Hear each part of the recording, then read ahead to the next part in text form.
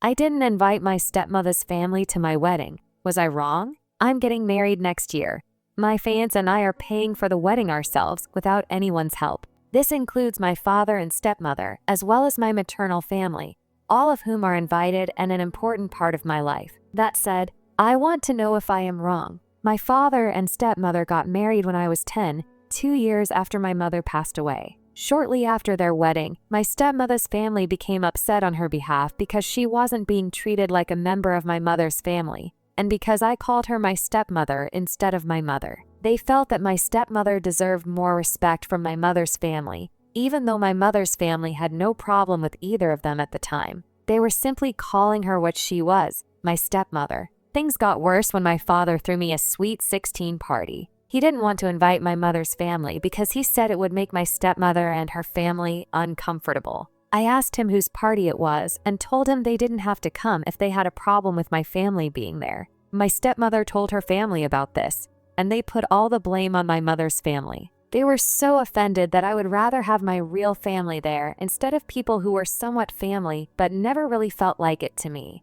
There's a high chance that having everyone at the wedding will lead to attempts at fights. But even without that, I really don't have a connection with my stepmother's family. I don't hate them, but I also don't see them as my third family. However, my stepmother is close to her family and wants them at the wedding. To me, it's less of a headache not to invite them, and it also feels less greedy. Inviting people I would quickly lose contact with if my father got divorced or passed away, and whom I personally don't want there, seems so greedy and like a gift grab. I put my foot down and said no to adding them to the guest list, which upset my stepmother. My father offered to pay 100% of the cost for my stepmother's extended family. He told me that meant they were more or less his guests instead of mine, but they would still be there. I asked him if he would keep them on a short leash so they wouldn't start fights. I also asked if he would make it clear that they wouldn't be in the family photos. He admitted that they would have to be included to avoid hurt feelings and more problems, and he said he couldn't control adults. So I told him my no was still firm. The problem didn't end there. My stepmother started talking to other family members about my stubbornness and how it made her feel excluded. As the wedding date got closer, I received messages from some of her relatives trying to make me feel guilty. Some said it was unfair and that a wedding was a family event, so excluding her side of the family was disrespectful. Others implied that I was punishing my father for remarrying. I didn't respond to most of them, but each message increased my frustration. My fiance fully supported me. He knew this wedding was ours and that I shouldn't give in just to avoid conflict. My maternal family also had my back, reminding me that I had the right to choose who would be present on my special day. But the tension with my father and stepmother grew so much that I started fearing it might affect our relationship in the long run. One night, my father called me and tried to negotiate. He said he understood my point of view but asked me to consider a middle ground solution. Maybe allowing my stepmother's family to attend only the ceremony but not the reception. Or maybe giving them limited space, without involving them in key moments like photos or the first dance. I refused again. I didn't want the wedding to turn into a series of compromises to please everyone but myself. The discussion became a constant point of tension. My stepmother started acting distant whenever we saw each other at family gatherings. My father tried to remain neutral, but it was clear that he was caught in the middle. There were moments when I thought about giving in just to keep the peace, but every time I considered it, I remembered all the times my own comfort had been ignored to avoid problems with them. My stepmother's family intensified their attempts at intervention. At one point, her older sister tried to arrange a meeting with me to discuss the situation. I refused. I had no interest in justifying my decision to people with whom I had no real relationship. In the end, it became clear that there would be no resolution that would make everyone happy. Either I would give in and make my own family uncomfortable, or I would stand firm in my decision, and my stepmother and her family would continue to see me as the bad one. As the wedding day approached, the tension didn't ease. My father and I talked less, and when we did, there was a palpable discomfort in the conversation. My stepmother, instead of trying to reach an understanding, reinforced her resentment. Even at family gatherings, she avoided looking at me directly. My fiance and I decided to focus on our happiness and on the people we truly wanted to be there to celebrate with us. But deep down, I knew this was just the beginning of a conflict that wouldn't disappear with the wedding. It was only a matter of time before it exploded in an even more complicated way. As the months passed and the wedding date got closer, the tension in my family only grew. No matter how much I tried to focus on the happy details of the event, there was always a new obstacle that reminded me that this conflict was far from resolved. One day, my father called me to tell me that my stepmother had been crying over the situation. According to him, she felt completely left out, as if she had no role in my wedding, and as if I were punishing her for not being my biological mother. He asked me to reconsider my stance, to find a middle ground, but by then I was already emotionally exhausted. I didn't want to argue anymore about something that should have been a simple and personal decision. At the same time, my fiance and I kept moving forward with the plans. We had chosen the venue, the menu, and the flowers, and everything about our wedding filled us with excitement. But whenever I shared an update with my father, I felt that his enthusiasm was forced, as if, deep down, he was waiting for everything to fall apart. What I didn't expect was what happened a few weeks later. I received a message from my cousin, who told me she had heard a rumor that my stepmother and her family were planning to do something at the wedding. She wasn't sure what, but she mentioned that her mother, my aunt, had overheard my stepmother saying, "I'm not going to allow myself to be humiliated like this." She didn't know if this meant they would try to crash the event, interrupt the ceremony, or simply make the day uncomfortable for everyone. I decided to confront the issue directly. I called my father and asked if he knew anything about it.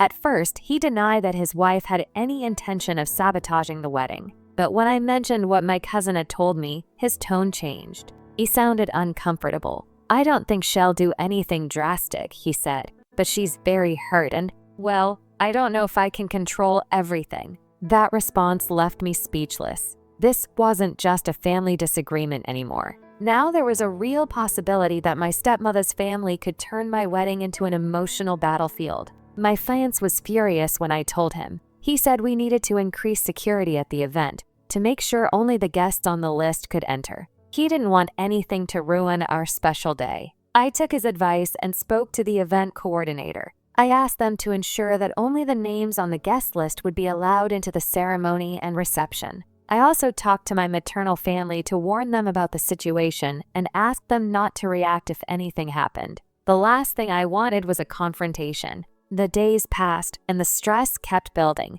I couldn't believe that instead of enjoying the preparations, I was making plans to prevent chaos. My relationship with my father became even more distant. I knew he was in a tough position, caught between his wife and his daughter, but I felt that his loyalty leaned more toward his new family. It was painful to accept that, in the end, I was the one who had to protect my happiness. A week before the wedding, I received an unexpected call from my stepmother. Her voice sounded tense, but also resigned. "I'm not going to your wedding," she said bluntly. "There's no point in me being there if I'm going to be treated like a stranger. My family isn't going either. We don't want to be a burden to you." I could have felt relieved, but instead, I felt a mix of sadness and anger. None of this had to be this way. It didn't have to become such a big issue. I calmly responded that it was her decision and that I wouldn't force her to do anything she didn't want to do. We hung up without exchanging any more words. That night, I called my father. I told him that I knew he must be hurt by his wife's decision, and I understood that. But I also asked him to see things from my perspective. "I don't feel guilty for making a decision about my own wedding," I told him. "I feel sorry that it turned into a problem, but I never tried to hurt anyone. I just wanted this day to be about my fiance and me." My father sighed. "I know," he said after a long silence. "It just hurts that it got to this point." There wasn't much more to say. The conversation ended, and I knew that, even though the wedding would move forward without any more obvious obstacles, the emotional wounds from this conflict would take a long time to heal. Finally, the wedding day arrived. I felt nervous, excited, but also with a weight on my chest. I knew that this day would be remembered as one of the most important of my life, but also as the event that marked a before and after in my relationship with my father. As I prepared to walk down the aisle, I took a deep breath and decided that, no matter what happened, I would enjoy every moment. This was my wedding, and no one had the right to take away the happiness we had worked so hard to build. However, deep down, I couldn't help but wonder what would happen next. Would the conflict really end here? Or would my stepmother and her family's absence only open new wounds that would continue to affect my relationship with my father in the future? The wedding passed, and despite everything, it was a beautiful day. The absence of my stepmother and her family eliminated a large part of the stress I had feared, but their shadow still lingered over me. During the reception, I saw my father wandering around, visibly uncomfortable. He didn't dance much. He didn't seem to enjoy himself much.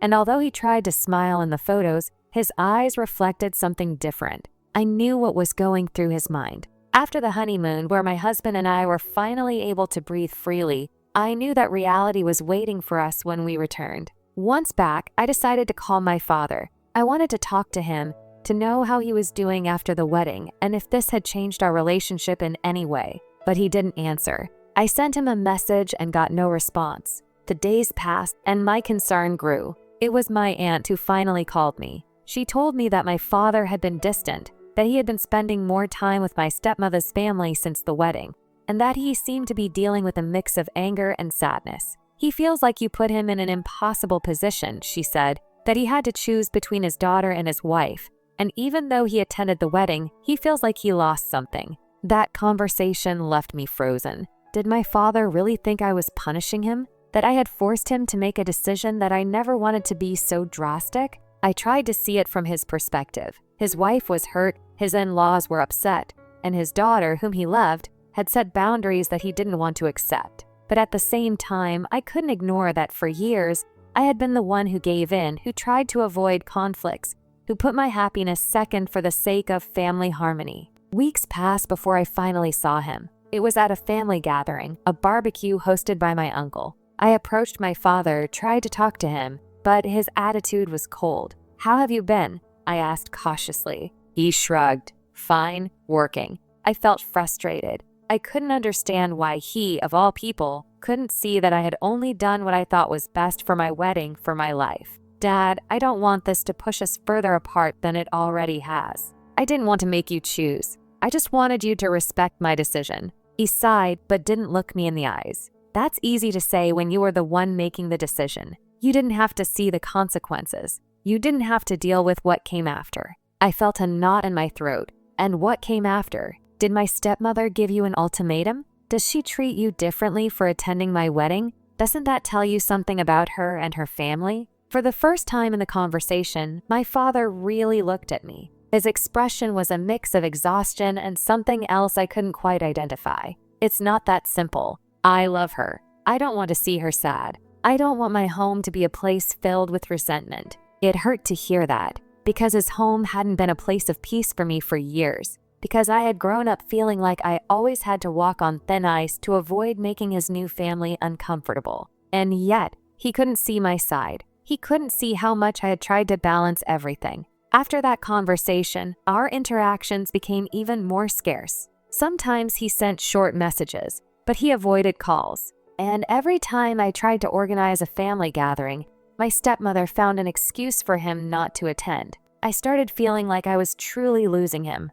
On the other hand, my life with my husband was going well. We were starting to think about the future, buying a house, building our new life together. But my father's emotional absence weighed on my mind. Should I keep trying? Or should I accept that our relationship would never be the same? One night, while we were having dinner, my husband told me, "You have to decide how much longer you're willing to fight for this. Because if he's not willing to meet you halfway, how much more are you going to sacrifice?" He was right. I couldn't be the only one fighting to repair the relationship. But even so, I couldn't just give up. I decided to try one last time. A few weeks later, I organized a small gathering at our house. I invited my maternal family and also my father. I knew my stepmother wouldn't come, but I hoped he could set aside the discomfort for a while. I sent him a message explaining that I didn't want us to keep drifting apart, that I just wanted a chance to talk without external pressures. On the day of the gathering, most of the guests had already arrived, but my father didn't show up. Every time my phone rang, I hoped it was him saying he was on his way. But time passed, and in the end, his chair remained empty. Later that night, he sent me a short message. "I don't think this is a good idea right now. Maybe later, maybe later. But when would that be? How much longer would I have to wait to get my father back? Or had I already lost him without realizing it?" Days passed, and the distance between my father and me only seemed to grow. He didn't answer my calls as often as before, and his messages became increasingly brief. At family gatherings, his presence was more like an echo of the past than a real connection. I wondered if we would ever be the same again, or if this conflict had broken something irreparable between us. My husband told me that I needed to move on with my life, that I couldn't stay trapped in a cycle of guilt and resentment. And he was right. But still, I couldn't simply accept the idea that my relationship with my father was coming to an end. Not after everything we had been through. That was when my aunt suggested I talk to my father face to face, away from my stepmother's influence. Maybe if you two can meet alone without pressure, you'll be able to start rebuilding what was broken, she said. Her words resonated with me. Maybe the key was to take him out of the environment where his loyalty was divided. Maybe we needed a neutral space to reconnect. I decided to try. I sent my father a message suggesting we meet for lunch at a quiet cafe, just the two of us. At first, he didn't respond. Days passed before he finally wrote, "I don't know if it's a good idea, but I'll think about it." It wasn't a definite answer, but at least it meant he hadn't completely closed the door. When he finally agreed to meet, I felt a mix of relief and anxiety. How would this meeting go? Would there still be room to heal? Or would it only confirm that the distance between us was irreversible? I arrived early at the cafe, my stomach in knots from nerves. When my father walked in, I noticed he looked tired. He sat across from me without saying much, as if waiting for me to make the first move. "Thank you for coming," I said sincerely. He nodded, but his expression was hard to read. "I wanted to talk to you without pressure, without anyone else influencing the conversation. Just you and me," my father sighed. "I don't know what you want me to say. Nothing has changed since the last time we talked." I felt a lump in my throat, but I forced myself to continue. "Dad, I never wanted to put you in a difficult position, but I had the right to decide who was at my wedding. And what hurts me the most is that you seem resentful toward me because of it, as if my happiness mattered less than everyone else's." He frowned, as if unsure how to respond. "It's not that your happiness doesn't matter," he murmured after a moment. "But you didn't see the pain this caused. You didn't see how your stepmother felt rejected, and I was caught in the middle." I leaned forward, trying to contain my frustration. "And did you see my pain? Did you see how I felt when her family tried to turn my wedding into their personal battle?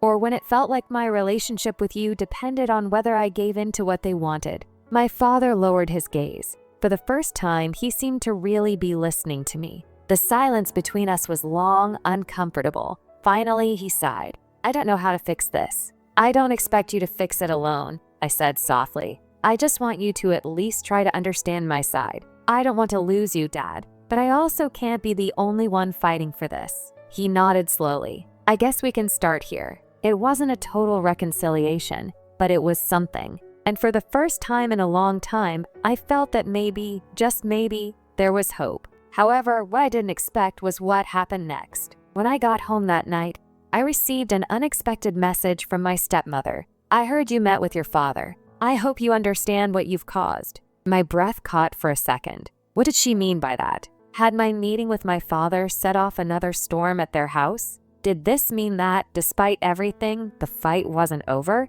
I wasn't sure what to do next. But what I did know was that this conflict was far from resolved, and that there were still many battles ahead. My stepmother's message stayed in my mind for days. "I hope you understand what you've caused." Those words made me wonder if my relationship with my father would ever be the same. I knew I had done the right thing by standing up for my boundaries, but that didn't take away the weight of the conflict on my shoulders. I didn't respond to her message. I knew that anything I said would only fuel more tension. Instead, I decided to wait and see how my father would react after our meeting. Days went by without any news from him, but then one afternoon, he finally called me. "I can't keep doing this," he said bluntly. "I'm tired of feeling like I have to choose between two parts of my life."